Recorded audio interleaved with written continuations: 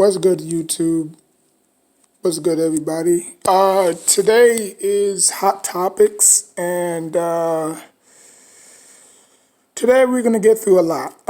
We have 5 topics to talk about, so I'm just gonna go 1 through 5, and I'm just gonna go 5 through 1. So today I'm going to do obviously the Giants versus Saints. After the Giants went 0-2, they obviously, beat the bricks off of the Falcons. So they're looking to capitalize it off of the Saints at home. Giants at home, obviously. Number 4. Okay, so obviously there was a scuffle in with the New York Giants. Kenny Galladay is injured. I mean, this Giants team right now is just pathetic, to be honest with you. They're just pathetic. It's sad. It's sad that, we have to gravitate towards fighting. Like, oh, fighting will, this and that, or fighting will get these players to play better. No. In the history of the NFL, every time a player or a team fights in a scuffle, it always ends up bad. Look at Jamal Adams. Look at Earl Thomas. There's been a lot. Look at Cam Newton. So fighting in the NFL during training camp is a sign of desperation. Okay, and the Giants should never be in Hard Knocks. You know what Hard Knocks is? It's for mediocre teams, and we're not mediocre. Look at the teams that was on Hard Knocks. You had the Jets, you had the Lions, you had the Browns. I believe you had the Falcons. So mediocre teams belong in Hard Knocks. We are not mediocre, okay? We're the New Jersey Giants, I should call them, because they obviously play in New Jersey, so they only represent New York, to be honest with you. I think the only team that represent New York is the Bills, because they play in upstate New York. You know what I'm saying? So, it is what it is. Moving on. Number 3. So obviously, I watched the whole Dipset versus Locks, D Block versus battle. It was mad boring, to be honest with you. Now, obviously, I'm a huge fan of both of these groups. Legendary groups. You know what I'm saying? But if this happened when they were in their prime years, or when the group was like thorough, then okay. But obviously, that wasn't the versus battle wasn't around. You know what I'm saying, back then when they popped off. So, but they said that it's all peace and love. You know what I'm saying, like it's no animosity, it's no beef. You know what I'm saying. They, like I said, man, Locks and Dipset are like 2 of the biggest rap groups in rap history. If you want to put G Unit in there, you know what I'm saying? If you want to put, Slaughterhouse in there with Joe Budden, Crooked Eye, Russ the 5'9", Eminem, Yellow Wolf, you know what I'm saying? I mean, that's another one I wanted to see. Slaughterhouse versus Dipset. Oh my God, can you imagine? But the beef between, Joe Budden and Eminem. So I don't think, that would have happened, but I would have loved to see that happen. You know what I'm saying? Like Slaughterhouse versus Dipset, or Slaughterhouse versus G Unit. You know what I'm saying? But I don't think that's never going to happen. So it is what it is. Moving on to number 2, the Knicks have signed Kemba Walker. Now, obviously, Kemba Walker is a nice player, even though again his injuries, his history of injuries have decapitated him from being who he was. You know what I'm saying? You look at when he was with the Charlotte Hornets. You know what I'm saying? Like he carried that franchise, even though they had the worst record, 7-59. You know what I'm saying? And then obviously they had to move on from him. They drafted his predecessor, LaMelo Ball. He went to Celtics. He played actually better than Kyrie Irving. You know what I'm saying? So it is what it is. But now we sign him off of waivers. We have a lot of point guards. The Knicks have a lot of point guards. I don't. I mean, I don't see them all making the team. You know what I'm saying? I don't know. I don't know. But we have a lot of point guards.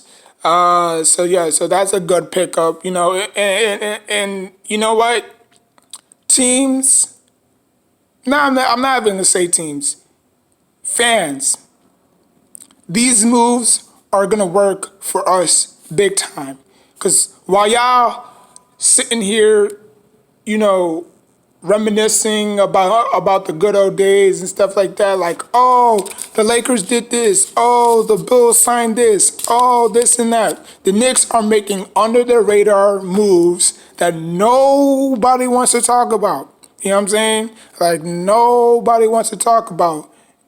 So when Kimba and the rest of the, free agency class, because we not done yet, you know what I'm saying? But, when this pays off tenfold, don't say I didn't warn you. You know what I'm saying? So that's a great pickup by the Knicks. And the number one hot topic of today is E-Day's death. Now, obviously, for the people who don't know who E-Day is, he's a Chicago rapper.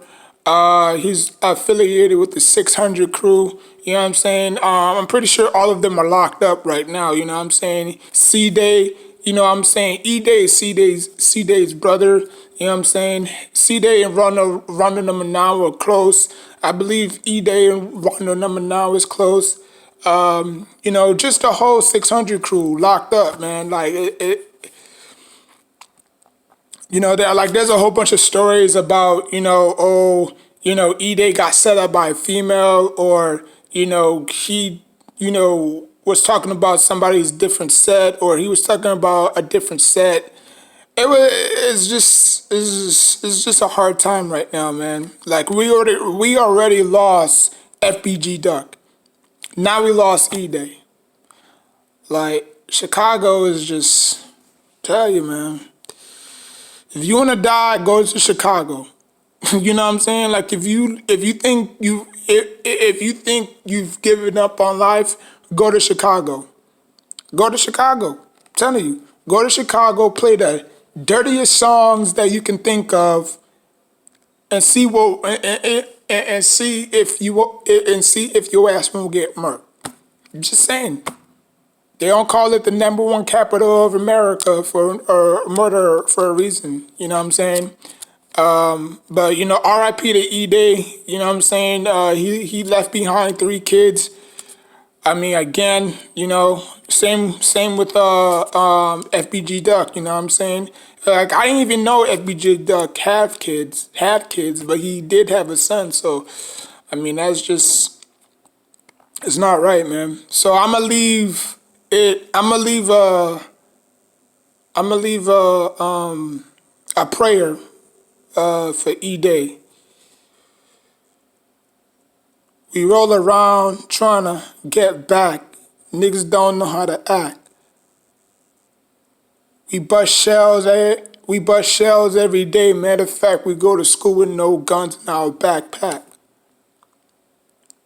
We go around every night trying to get a meal. We can't even get a meal without any deals. We go in and out of jail thinking that we a better man, but next thing you know, we end up dead without no circumstance. E-Day's death wasn't in vain. He took that 600 and he skyrocketed to the fame. Now look at all of them, all locked up. I wish I can just unlock the key and lock all of them up, or release all of them. But you know what? I would be a bad person because I'm not from that area. But you know what? It is what it is. D Rose locked up. Number 9 locked up. E Day locked. C Day locked up. LA Capone shot up. Man, that's just Chicago. The city of angels.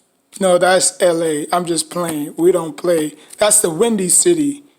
But you know what? Hey, what I say, man. For every dollar, there's 4 quarters. And for every quarters, and for every 4 quarters, there's 4 bullets with every name on them. Fucking chain. We could just gonna spaz on them. Rest in peace, E-Day. He will be missed. 600 looks so far in life, but everybody's just in the digs. We can't stop death. We can only embrace it. Because at the end of the day, we just humans on Earth trying to make it. All right, man. That was just my little freestyle. Like, comment, subscribe. Until next time, rest in peace, E-Day. And until next time, take care of yourself and each other.